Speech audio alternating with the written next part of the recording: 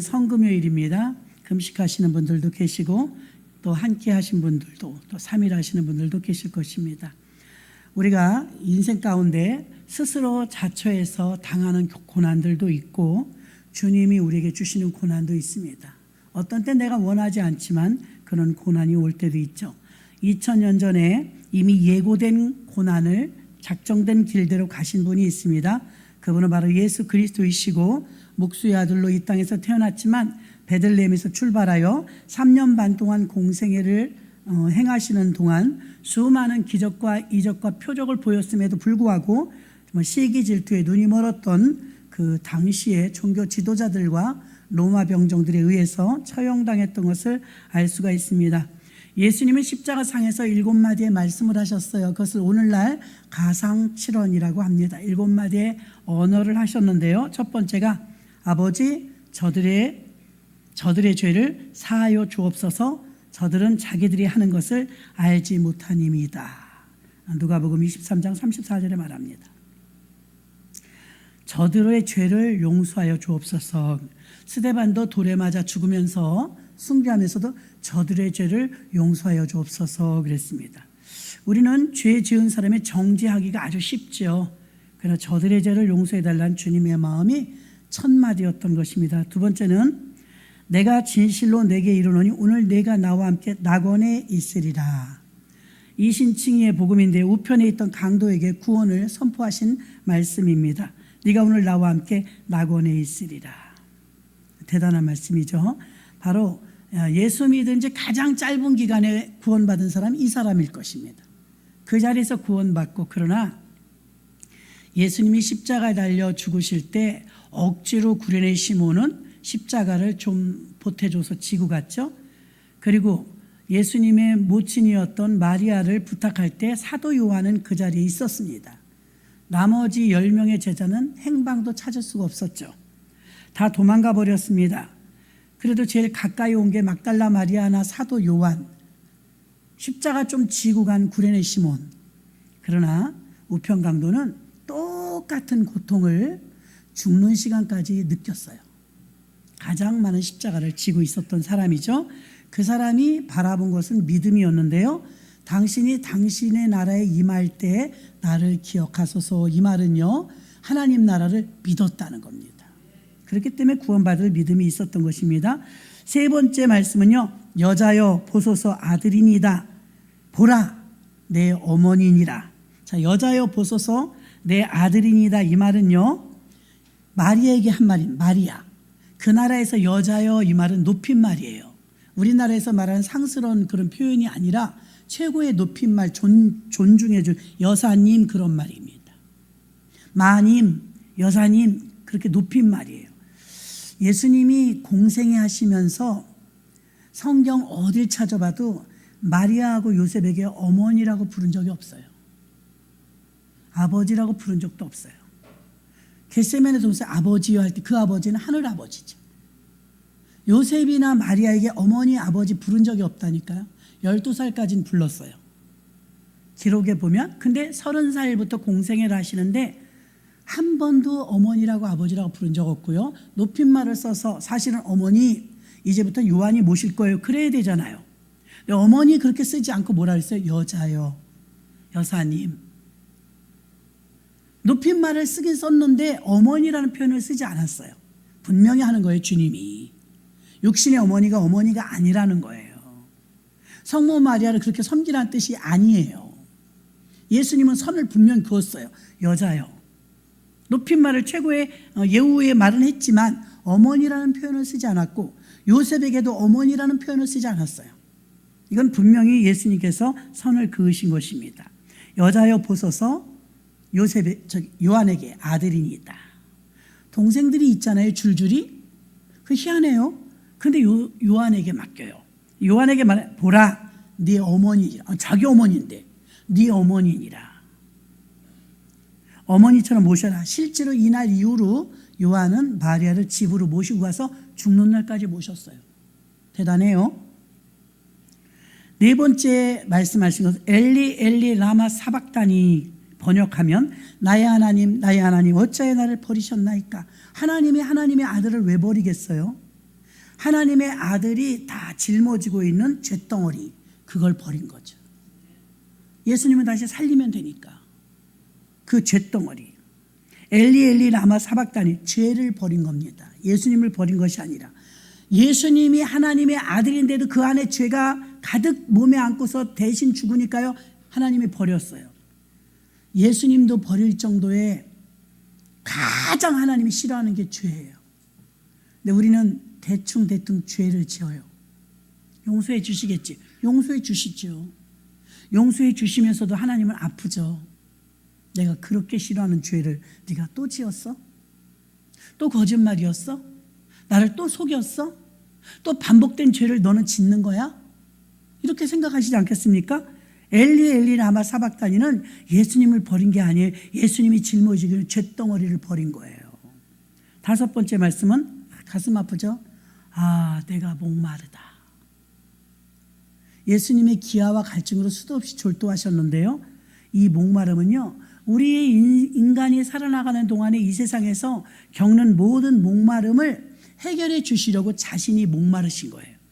우리에게 생수를 주시려고, 영원한 생수.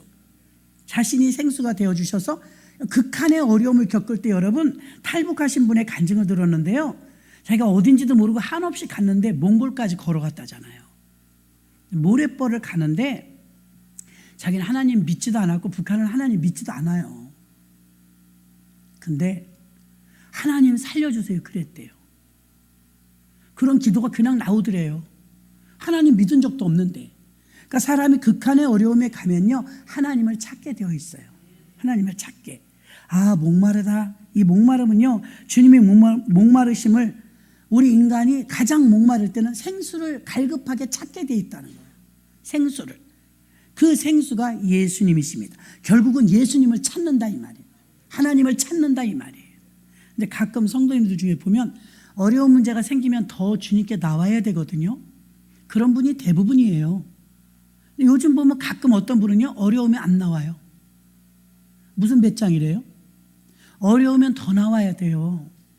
왜? 인간은요, 이 가장 밑바닥에 종교심이 있기 때문에요, 하나님을 찾게 되어 있어요. 아직도 그것은 덜 깨진 거죠. 찾게 되어 있어요. 그래서 내가 목마르다. 그 목마름의 생수가 예수라는 걸, 하나님이라는 걸. 아니, 북한에서 한 번도 하나님 믿어본 적도 없는데 일주일을 굶으니까. 여러분, 시간이 예수님이 아침 9시부터 오후 3시까지 6시간 동안 매달리셨거든요. 섭씨 50도의 날씨에 그 떼약볕에서. 얼마나 길었을까요? 6시간이. 6시간 일하다 보면 금방 가요. 먹으면서 즐기면서 하니까. 금식만 해도 시간이 안 가요. 금식만 해도. 아무것도 안 하고 금식만 해도. 주님은 밤새 고문당하시고 기도하시고 채찍 맞으시고 정신적인 고통은 또 얼마나 커요. 제자들 앞만 돌아봐도 없네요. 다 배신하고 떠났어요. 삼중고를 겪으셨죠. 예수님의 목마름도 하나님이었어요. 결국 그 목마름도 해결해 주실 분은 하나님이죠. 예수님의 목마름이 우리의 목마름을 가져가신 것인 줄로 믿습니다. 우리에게 생수 주시느라고. 여러분, 어려울 때마다 생수 되시는 예수님을 찾으시기 바랍니다. 어디서 다른 방법으로 안 돼요. 여러분, 돈 쓰고 쇼핑하면 될까요? 여행 가면 될까요? 많이 먹으면 될까요? 일시적으로는 돼요. 일시적으로. 금방 또 곤고함이 와요. 여섯 번째는 요한복음 말씀, 다 이루었다. 테텔레스타이. 세상에 많은 사람은 다 끝났다 그러잖아요. 다 이루었다. 이루었다는 건 성취예요. 성취. 이 다 이루었다 이후에 이제 예수님은 주 예수 그리스도가 되십니다. 그리스도, 왕, 제사장, 선지자에게만 기름을 붓는 건데 기름 부음 받은 자란 뜻이 그리스도예요. 예수님을 그리스도라고 부른 적이 사복음서에는 한 군데도 없어요. 그런데 다 이루었다. 성취죠. 기름을 부어서 왕이든 선지자든 제사장이든 임무가 수행할 게 있으니까 기름을 붓는 거거든요. 예수님은 이제 그 임무를 수행하신 거예요. 그래서 수행을 완성하셨고 성취하셨기 때문에 그리스도란 이름은요, 여러분이 어려울 때 그렇게 기도하시면 더 좋아요. 주 예수 그리스도요. 한번 해볼까요? 주 예수 그리스도요. 그 말은요, 주님은 나의 통치자라는 뜻이고요. 그리스도는 기름 부음 받은 자. 근데 어떤 기름을 부었느냐? 그 직무를 이행하고 성취한 기름 부음입니다. 완성했다 이 말이에요. 그래서 테텔레스타이, 다 이루었다. 다 이루었다. 마지막 일곱 번째, 아버지여 내 영혼을 아버지 손에 의탁하나이다. 이제 운명하는 거예요. 주님 내 영혼을 받으시옵소서. 하나님 내 영혼을 맡깁니다. 고개를 푹 숙인데 그때 막 지진이 나면서 해가 막 까맣게 변하고 어둠이 임하고 지진이 났죠. 최후에 여러분이 믿음이 있는 사람이라면 이렇게 하나님께 맡기는 거예요. 나의 마지막을 맡기는 거죠. 여러분이 정말 교회를 수십 년 다녔어도 내가 천국 가는 그 시간, 그 순간에 여러분이 하나님 내 영혼을 맡깁니다. 그게 돼야 완전히 성취되는 겁니다. 그렇지 않으면 중간에 또 삐딱해갖고서 엉뚱한 짓 할 수가 있거든요. 그래서 아버지와 내가 아버지 손에 내 부탁하나이다. 내 영혼을 맡깁니다 했습니다. 우리도 세상을 살아나가다 보면 수없는 고난이 찾아옵니다. 고난이 없으면 좋겠죠. 피하면 좋겠고 극복하면 좋겠죠. 그러나 누구나 고난은 있고요. 피하려고 해도 고난이 옵니다. 이 고난을 우리에게 큰 과제인데 어떻게 이길까? 이 고난을 어떻게 이길까? 자이든 타이든 자연계를 통해서든 우리 모두에게는 전쟁이 나도 그렇고요. 고난이 올 수 있습니다. 고난이 오는 이유를 4가지 정도로 보면요. 고난이 오는 이유 첫째, 내 실수, 내 욕심, 내 착각, 내 부주의. 고난의 많은 부분은 내 탓이에요. 이 고난의 원인은 내가 만든 거예요. 두 번째, 나와 상관없이 전적으로 타인에 의해서 고난이 올 때 있어요. 다윗은 사울에 의해서 고난을 당했죠. 다윗은 그와 맞붙을 생각이 눈꼽만큼도 없었어요. 자꾸 시비를 걸어요. 그래서 어떻게 했어요? 나와 상관없이 타인을 위해서 고난이 올 수도 있어요. 세 번째, 고난을 막으면 좋지만 자연재해나 쓰나미 같은 자연계로 오는 고난은 피할 수가 없습니다. 전쟁, 홍수, 기근, 지진, 전염병, 이거는 고난이 내가 잘못해서 그런 게 아니고 이것은 자연재해로 오는 것입니다. 네 번째, 육체적인 질병, 인간관계, 정신적, 혼적, 영적인 사명을 위한 그런 고난들이 있어요. 질병 고통스럽죠. 고난입니다. 인간관계 삐뚤어져 봐요. 지옥입니다. 또 정신적으로도 많이 피폐해서 요즘에는 정신과 계통의 진료를 받는 분이 아주 많이 늘었어요. 그만큼 사람들이 고난을 정신적으로도 이제 많이 받고 있다는 걸 말해주고 있습니다.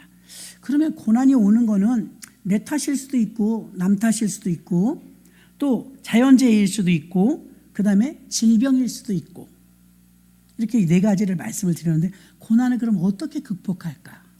이거 별로 재미없거든요. 고난을 극복해야죠. 고난을 극복하는 건 부활의 예수 그리스도를 내 안에 모셔드리는 것입니다.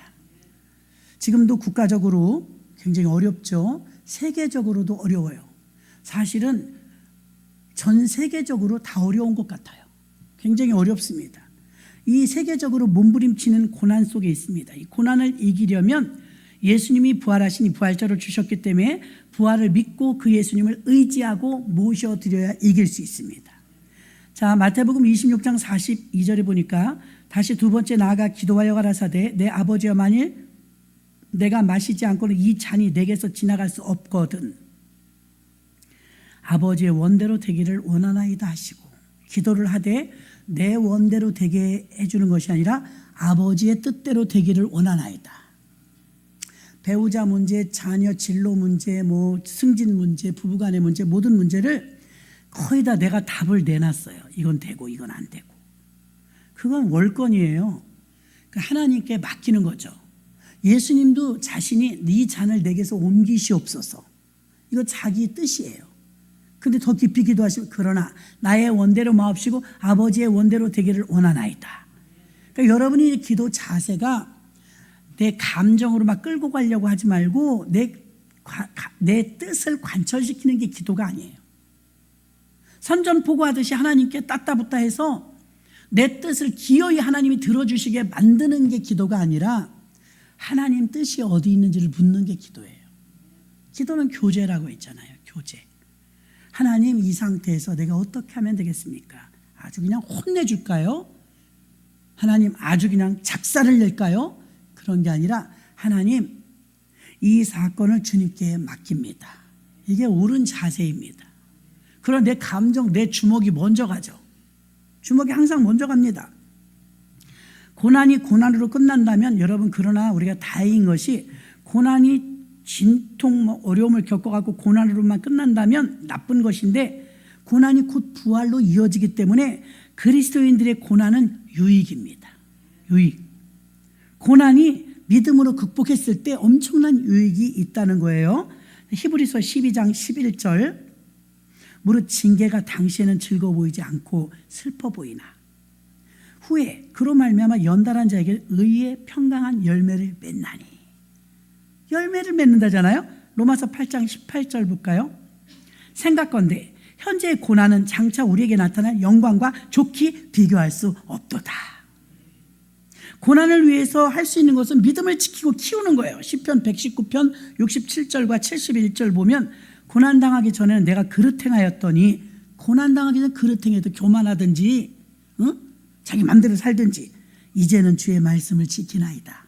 고난 이후에는 말씀대로 살게 되었대요. 71절, 고난당한 것이 내게 유익이라. 믿으십니까?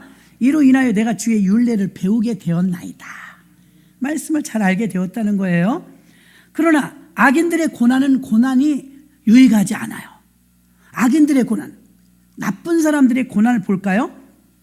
마치 애굽의 바로의 군대가 홍해바다에서 몰사한 것처럼, 또 여리고성이 무너져서 폭삭망했던 것처럼. 시편 36편 12절에 보니까 죄악을 행하는 자가 거기 넘어졌으니 엎드러지고 다시 일어날 수 없으리로다. 오, 무서워요. 악인의 고난은 유익이 아니에요. 그리스도인들의 고난은 유익이라고 금방 말씀을 드렸습니다. 그런데 악인의 고난은 무너지면 못 일어난대요. 예레미야 51장 64절, 말하기를 바벨론이 나의 재앙 내림을 인하여 이같이 침륜하고 다시 일어나지 못하리니 그들의 쇠폐하리라 하라 하니라. 예레미야의 말이 이에 마치니라. 아멘. 바벨론이 망한다 이거예요. 못 일어난다 이거예요. 지금 우리가 당하는 고난을 가끔 성도님들이, 나는 십자가가 있어요. 무슨 십자가? 남편이 십자가예요. 자식이 십자가예요. 예, 고통을 주기 때문에 십자가라고 말할 수는 있지만 사실 우리 사람들끼리 일어난 일 중에 내 자식의 문제, 가족의 문제로 인해서 당하는 게 십자가는 아니에요. 복음을 위해 지는 십자가만 십자가예요. 여러분이 핍박을 받아, 예수 믿는다고 핍박받아 남편에게, 그럼 십자가 맞아요. 자식이 어려움을 가져오는데 교회 다닌다는 것 때문에 이게 불화가 더 크다, 그거 십자가 맞아요. 그런데 매일같이 그 사람은 그 버릇인데 술 먹고 와서 행패 부리고 때리고, 그 우리는 십자가니까 참는다 이렇게 생각해요. 그건 기도와의 문제지 십자가는 아직 아니죠. 그래서 예수를 믿고 잘 믿으려다가 고난이 오면 여러분의 예수 믿으면서 오는 고난은 십자가예요. 십자가는 반드시 부활이 옵니다. 부활. 유익이 온다는 것입니다. 그리고 고난이 왔을 때 내 고난도 마찬가지고 남의 고난도 중보기도하고 내 기도도 해야 될 줄 믿습니다. 야고보서 5장 13절, 고난이 오면 어떻게 극복하느냐? 극복하는 거 하나님께 맡기라고 그랬습니다. 그 고난이 유익이라고 말씀드렸습니다. 악인의 고난은 일어서지 못하지만 야고보서 5장 13절에 보면 너희 중에 고난당하는 자가 있느냐? 있죠. 저는 기도할 것이요. 아멘이십니까? 즐거워하는 자가 저는 찬송할지니라. 고난당하면 기도하라는 거예요. 기도. 그리고 병든 자가 있다면 그를 위해서 중보이고 기도해 주라는 거예요. 우리의 중보기도와 사전 예방기도, 기도의 저축은 최고의 자산인 줄 믿습니다. 고난을 이기면 고난 뒤에는 부활이 오는데요, 부활이 믿음의 자녀들은 7번 넘어져도 8번 일어납니다. 잠언 24장 16절 보면 대저 의인은 7번 넘어질지라도 다시 일어나려니와 악인은 재앙으로 인하여 엎드려지느니라. 아멘. 7번 넘어져도요 다시 일어난다. 8번째 일어난다는 거예요. 그러니까 희망을 놓지 않는 것이죠. 또 신앙은, 우리의 신앙은요, 마르지 않는 셈이기 때문에 고난을 이기면 부활이 오는데요. 요한복음 4장 13절로 14절 보면 예수께서 대답하여 가라사대 이 물을 먹는 자마다 다시 목마르려니와 내가 주는 물을 먹는 자는 영원히 목마르지 아니하리니 나의 주는 물은 그 속에서 영생하도록 솟아나는 샘물이 되리라. 아멘. 영생하도록 샘물이 솟아나기 때문에 우리 7번 넘어져도 실망하지 않아요. 샘물이 있음을 믿기 때문입니다. 또한 요한복음 12장 24절 보면 내가 진실로 진실로 너희에게 이르노니 한 알의 밀이 땅에 떨어져 죽지 아니하면 한 알 그대로 있고 죽으면 많은 열매를 맺느니라. 아멘. 내가 당하는 고난이 반드시 열매를 낼 때는요, 하나가 죽었는데 많은 열매를 맺는 거예요. 이게 예수님의 방법 아닙니까? 그럼 우리가 당하는 고난은 유익이며 고난 뒤에는 8번 일어나는 열매가 있고 한 알의 밀알처럼 더 많은 열매를 가져옵니다. 인생 가운데 주님께서 고난을 주셨지만 고난을 통해서 하나님 뜻을 알길 원해요. 짧게 또 하나, 여러분이 우리가 사람과 사람을 바라보면, 예를 들어서 사랑하는 사람이 둘을 서로 쳐다봐요. 그리고 끼리끼리 쳐다봐요. 가족은 가족끼리 쳐다보고요. 그리고 사랑하죠. 그러나 형편과 사람만 바라보게 되면요, 우리는 금방 좌절을 맛보게 될 것입니다. 그러나 하나님께서 우리에게 원하시는 것이 있는데 그것은 무엇이냐면요, 스데반처럼 고통과 어려움을 겪어도 반드시 그 위를 바라보면서 하나님 보호자 우편에서 기도하시는 주님을 봤던 것처럼 주님을 봐야 돼요. 여러분이 주님을 봐야지, 지금 잘 되지 않는 일이 있거나 마음이 편편찮은 일이 있잖아요. 자꾸 사람 봐서 그래요.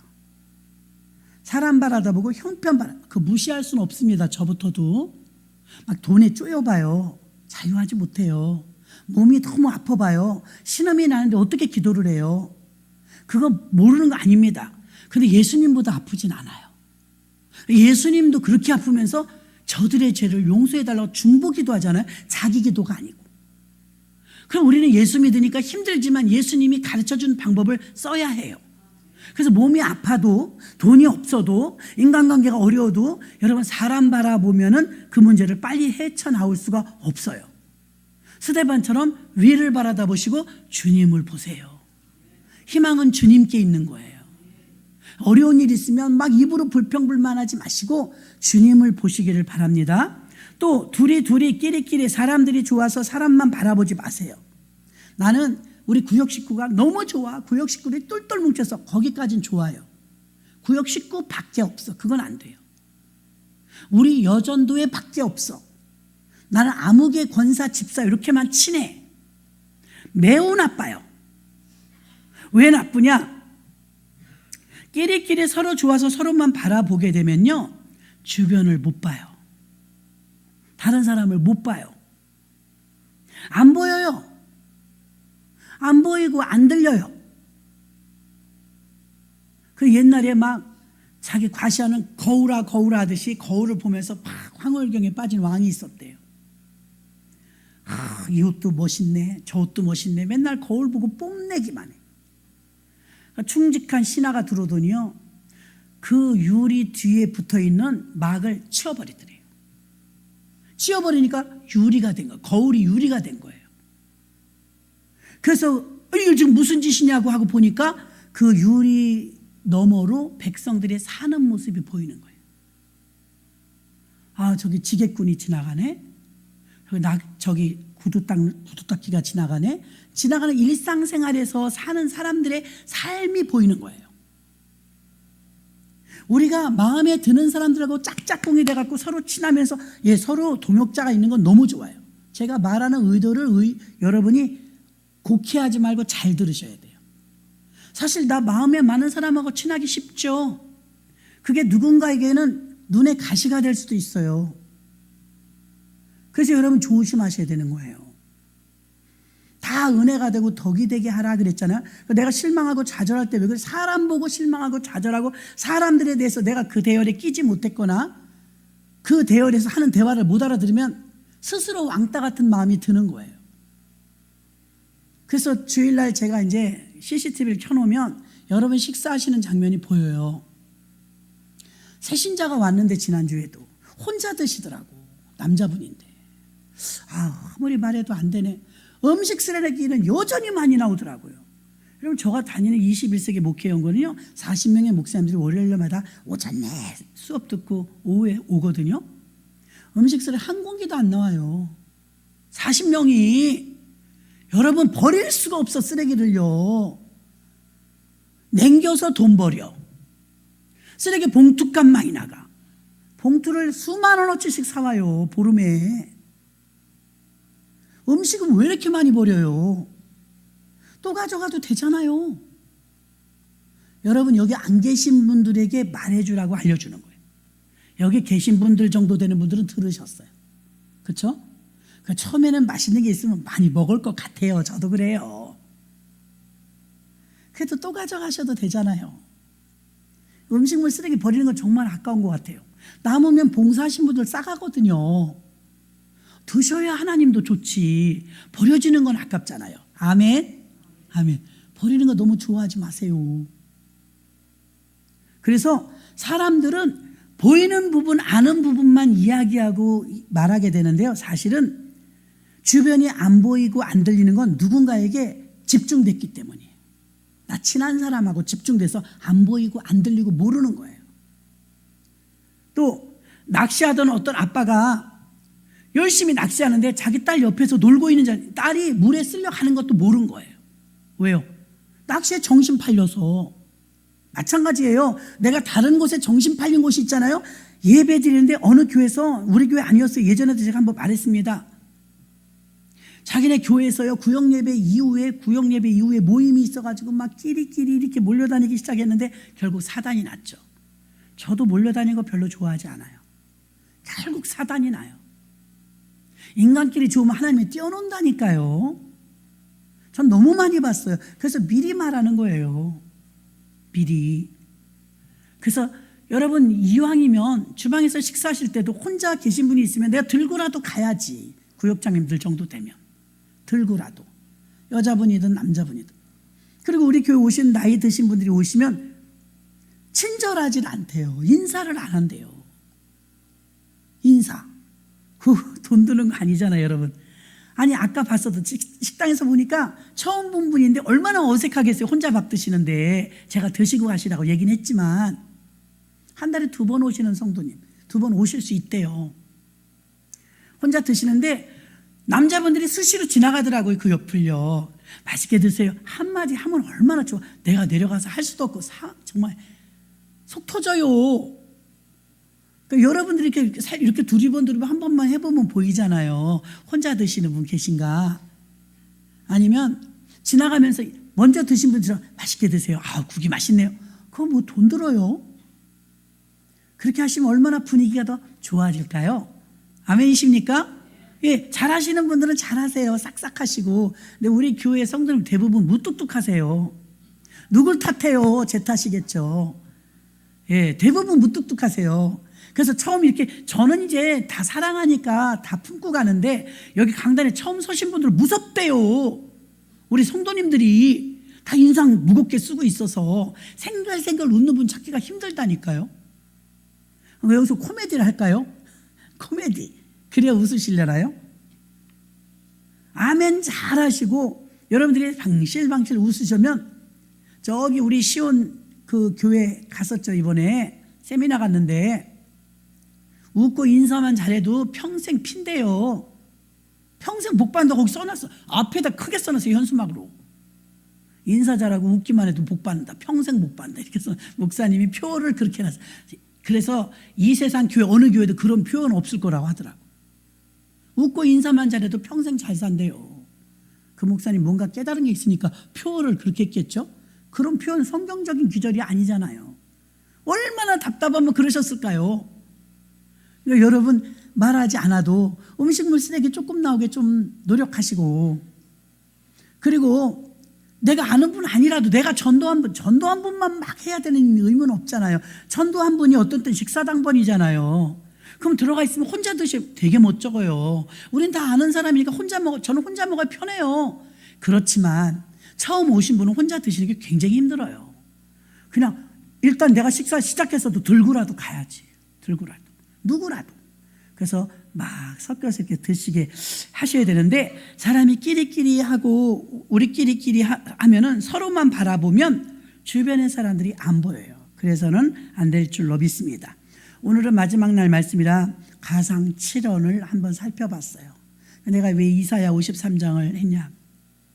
오늘 이번에 이사야 53장이 예수님 탄생하기 700년 전에 예언된 성경이지만 너무 정확하게 예수님이 채찍에 맞으신 건 우리 질병을 치료하기 위해서, 그의 목마름은 우리의 생수를 주기 위해서, 그의 메마름은 우리의 풍요를 주시기 위해서, 그의 가시면류관은 우리가 머리를 생각으로 지은 범죄 때문에, 다 이유가 있는 건 발에 못 박히면 가지 말 곳을 갔기 때문에, 우리가 봉사하고 헌신해야 되는 손을 엉뚱하게 썼기 때문에, 다 이게 이유가, 가슴을 찔린 것은 심장이 터질 듯이 아픈 거예요.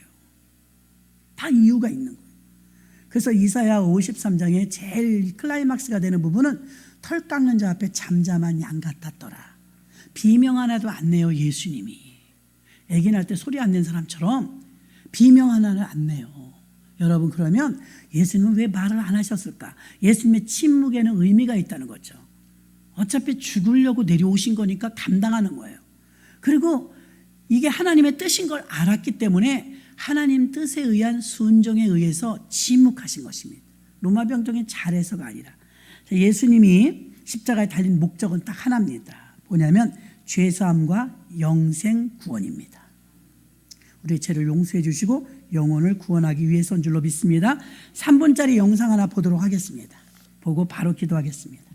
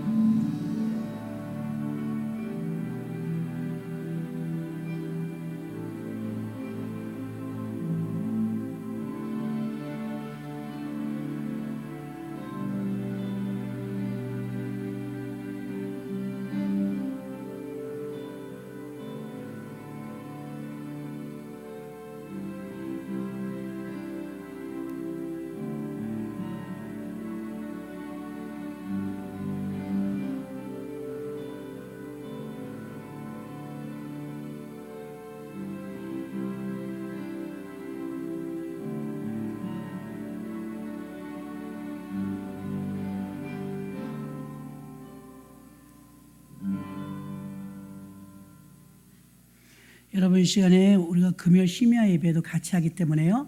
9시 10분까지 여러분들이 뒤 돌아보지 마시고 좀 집중 있게 오늘 가상칠언 생각하시면서 예수님 고난 생각하시면서 나만 바라보지 말고 사람만 바라보지 말고 이웃을 바라보고 남을 바라볼 수 있는 그런 우리의 마음이 되고, 고난이 왔을 때 하늘을 바라보고 주님을 마음에 모시고 주 예수 그리스도의 성취를 믿고 고난이 유익이 될 줄 믿고 이 시간에 주여 삼창하시고 통성으로 기도합니다.